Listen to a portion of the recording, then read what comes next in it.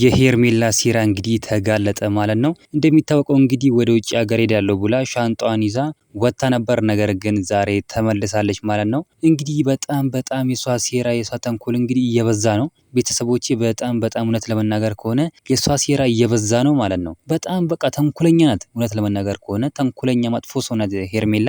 እንግዲህ በጣም የሚደብር ነገር ነው። በቃ የሄድኩ እና አብርሽን ትቼ ሄጃለሁ እና አብርሽና ሩታ አንድ ላይ ሆኑ ብላ ነበር። ነገር ግን አሁንም ተመልሳ ደግሞ እነሱን ልበጠብጥ፣ ትዳራቸውን ልበጠብጥ፣ ህይወታቸውን ልበጠብጥ ተመልሳ መጥታለች ማለት ነው።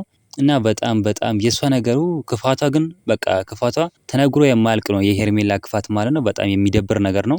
አብርሽም ወደ ሩታ ተመልሶ ነበር። እንግዲህ ጠፍቶ ከነቡዚ ቤት ጠፍቶ ወደ ሩታ ተመልሶ ነበር።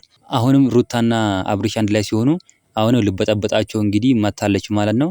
በቃ ስራዋ ይሄ ነው። በቃ የሷ የሄርሜላ ስራ ይሄ ነው ማለት ነው።